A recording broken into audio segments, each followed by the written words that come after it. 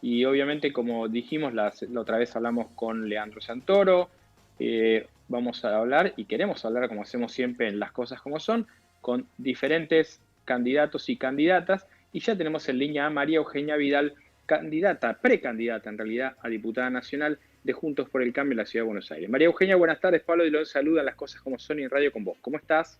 ¿Qué tal, Pablo? ¿Cómo estás? Buenas tardes a vos y a todo tu equipo. Bueno, muchas gracias. Hoy hablábamos inicialmente de dos temas y te quiero preguntar primero por el tema Corrientes. Allí se le disparó a un diputado del Frente de Todos, Arias, que está internado, alguien que estaba entre el público, todavía no se logró individualizar. Quiero tu opinión sobre este tema que me parece gravísimo para la democracia. Y la perdimos y se nos cortó. ¿Vos me escuchás, Ale, a mí? Sí, ahí sí, ahora vamos a retomar la comunicación. Bueno, vamos a retomar la comunicación. Yo le estaba preguntando sobre el tema de Corrientes. Quiero comenzar con el tema de Corrientes y quiero seguir con el tema de las declaraciones de Javier Milei respecto de Larreta y de Fernanda Vallejos, ¿no? Estas cosas que ha dicho este hombre que me parecen tremendas, pero primero quiero avanzar sobre el tema Corrientes. Insisto, ¿vos tenés alguna novedad de ese tema, Pampa, que estuviste elaborando hoy? Sí, es más, te iba a comentar, bueno, alguna declaración también, por supuesto, de otros políticos, ¿no? Como también la precandidata Tolosa Paz, ¿no? Que criticó, por ejemplo, por supuesto, la situación que se vivió y aparte de la posición por no haberse expresado. Pero está el último parte médico de este sábado, que salió a eso de las 15 horas más o menos, en el que se habla de que el diputado Arias está lúcido y estable, y que pasadas las primeras 24 horas del ataque se mantiene bajo un tratamiento correspondiente, pero bueno, da la sensación por lo menos que está con una situación controlada, ¿no? Y pronóstico reservado, pero dentro de un escenario controlado en las primeras 24 horas posteriores al ataque. Bueno, muy bien, la retomamos a María Eugenia Vidal. Te preguntaba sobre el tema del diputado Arias de Corrientes, no sé si habías escuchado la pregunta. Sí, te escuché. Primero decir que no hay diferencias partidarias, la violencia no puede aceptarse nunca en una campaña electoral, que espero que este diputado se esté recuperando cuanto antes y que también cuanto antes la justicia avance sobre los responsables. Claro, lo que digo es, qué locura que a esta altura de la situación hay que establecer obviamente las razones de por qué pasó esto, pero que se pueda disparar en un acto a un político es tremendo, ¿no? Y es tan simbólico que a 2 semanas de la elección pase algo así, me parece muy preocupante. Sí, a pocos días de la elección de Corrientes, ¿no? Porque Corrientes vota mañana, en realidad.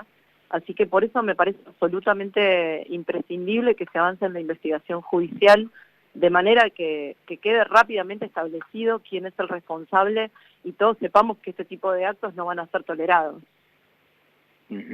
Bien, perfecto. El otro tema que a mí me parecía tremendo para la democracia es el nivel de insultos sobre algunos candidatos, y voy a poner el caso Milei, que le dijo, zurdo de mierda, te voy a aplastar a Larreta, pero también había el día miércoles último, le dijo, te voy a aplastar a Fernanda Vallejos, a una mujer, que es diputada kirchnerista, pero que pueda una persona de la política decir te voy a aplastar en estos tiempos me parece realmente asustante que la antipolítica tenga tanto éxito. ¿Vos cómo ves esto? Yo creo que fueron declaraciones en varias oportunidades, esto no es la primera vez, incluso alguna vez se metió diciendo mentiras de la vida privada del jefe de gobierno. Creo que muchas veces ha cruzado un límite de violencia, de agresión, que tampoco es aceptable, ni en campaña ni fuera de campaña. Creo que la violencia no es justamente lo que la Argentina en este momento necesita. Creo que tenemos una sociedad desesperanzada, triste, angustiada, enojada, y que lo que la política necesita hacer es aportar propuestas concretas, realistas, entender que en estas elecciones lo que votamos son diputados que van a ir al Congreso y que van a tener que sacar leyes poniéndose de acuerdo con otros diputados. Cada uno de nosotros es uno en 257 y a los gritos, con violencia y en soledad, nadie va a lograr nada. Claro, el problema es que la política evidentemente algo mal ha hecho en todo este tiempo para que pueda haber lugar para representantes de este tipo, ¿no? Que sea quizás pensado que muchos jóvenes, se presume eso en algunos lugares, yo no lo tengo claro, pero digo, que muchos jóvenes van a votar a Milei o a Esper por la antipolítica y en realidad terminan siendo personas muy violentas. Mira, Pablo, yo no acepto ese argumento porque no somos todos lo mismo, no somos todos iguales. Si hablamos de terminar con los privilegios y que no haya una casta política, cuando a mí me tocó ser gobernadora, yo terminé con la reelección indefinida de los varones del conurbano. Hoy no hay más varones del conurbano en la provincia de Buenos Aires después de décadas por una ley que nosotros sacamos. Si hablamos de privilegios, en mi gobierno se terminaron con las jubilaciones de privilegio de la provincia, también después de décadas.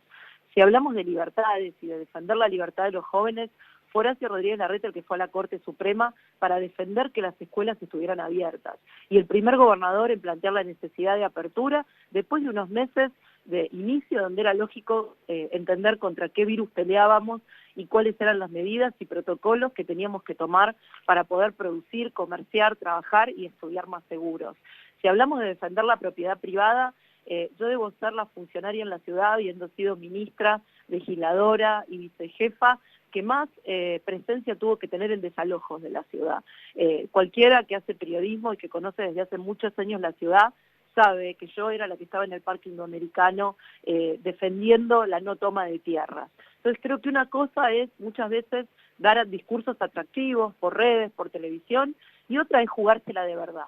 Y otra es hacer las cosas de verdad, ¿no? Y entre el decir y el hacer hay un largo trecho, pero además estamos en un sistema democrático, donde la disidencia, la diferencia de ideas, no es un problema, es un valor, y donde para hacer cosas que le cambien de verdad la vida a la gente, no hace falta solamente saber qué hacer, sino cómo hacerlo, tener la experiencia y tener el equipo. Y yo represento una lista que gobierna la ciudad hace 14 años, donde el cambio se vio, donde la defensa de las libertades se vio, donde la defensa de la propiedad privada se vio, donde se vio también la mejora de la educación pública, y es haciendo, ¿viste? Mucho más que hablando. María Eugenia, Natalia Donato te saluda, ¿cómo estás? ¿Cómo estás? Bien, te quería preguntar por la economía, que es uno de los puntos, de los factores determinantes en esta elección.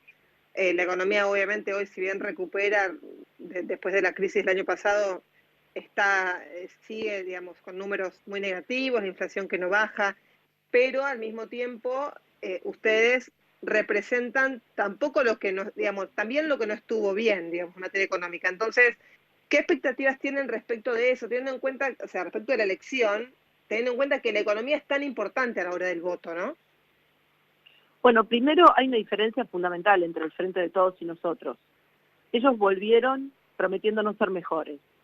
Y no solamente volvieron con peores prácticas desde el punto de vista institucional y político en el pasado, gritan todavía más que antes, levantan el dedo todavía más que antes, se meten con nuestros hijos, se metieron con nuestros hijos encerrándonos 1 año y medio sin dejarlos ir a la escuela, ahora se meten avalando el adoctrinamiento en la escuela y además nuestros hijos se quieren ir como nunca antes en la Argentina.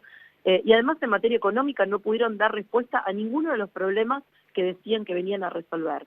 Ni la inflación, ni el problema de la deuda, ni el problema del trabajo, ni la pobreza. En todas esas cosas estamos peor que en diciembre de 2019. Nosotros somos un espacio que aprendió, que hizo autocrítica, algo que el Frente de Todos nunca hizo. Mauricio fue el primer presidente de la democracia que publicó un libro con una autocrítica, yo también.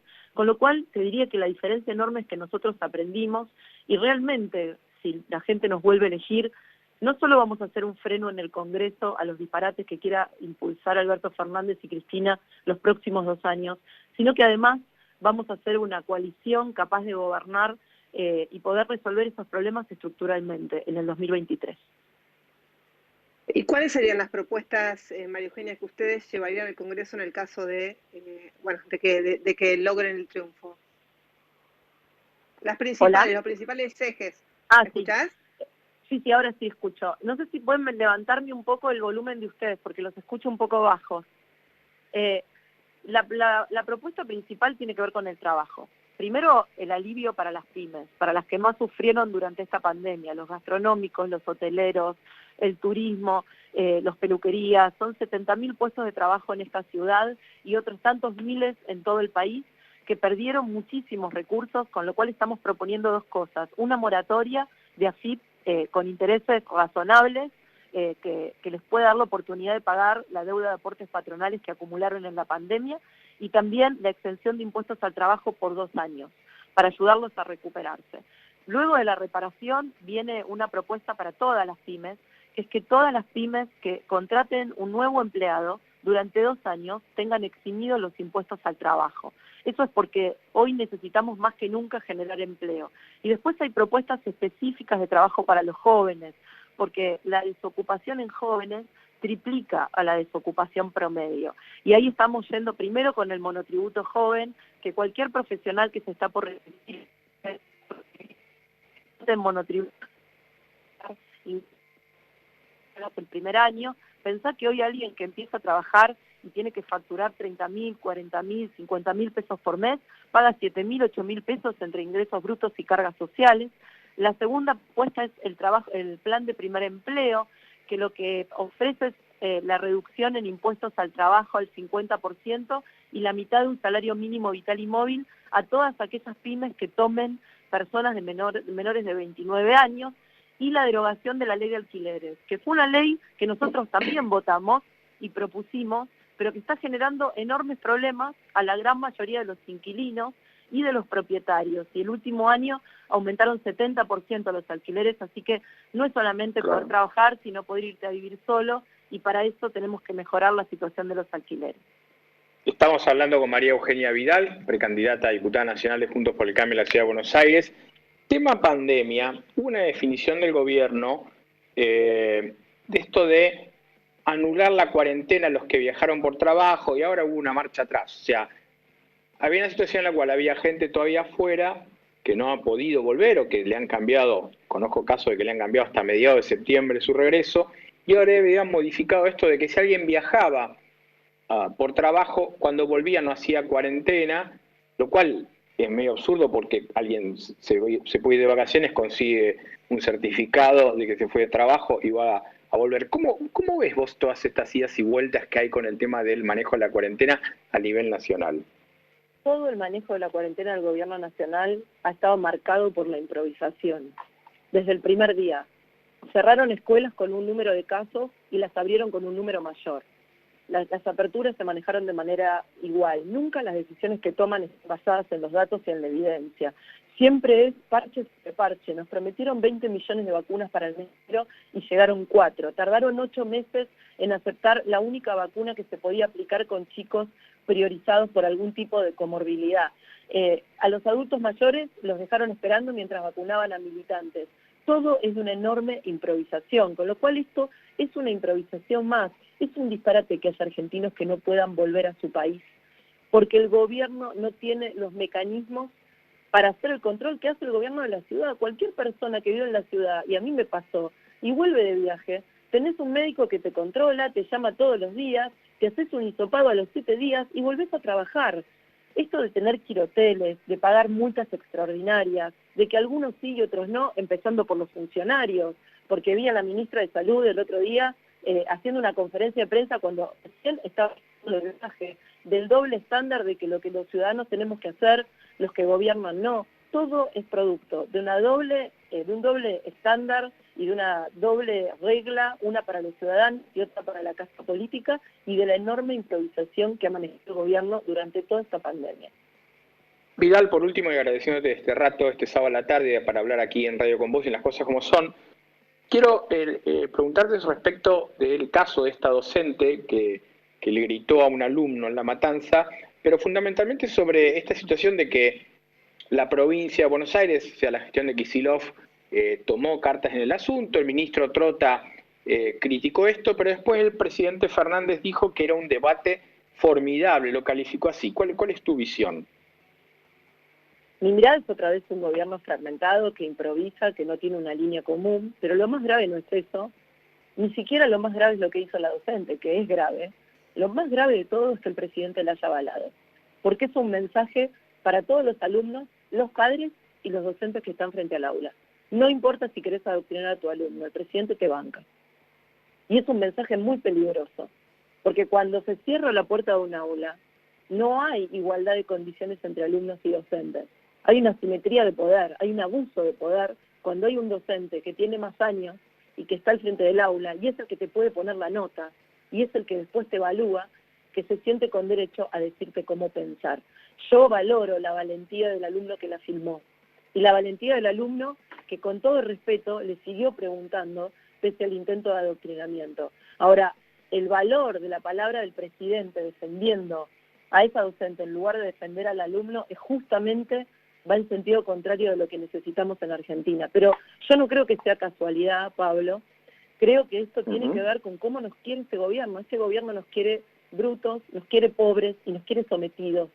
Y eso es lo que se refleja 1 año y medio de escuelas cerradas, es lo que refleja el aval al adoctrinamiento. Muy bien. María Eugenia Vidal, te agradezco mucho este contacto con Radio Comus y con Las Cosas Como Son. Gracias, Pablo. Te mando un beso grande a vos y a tu equipo.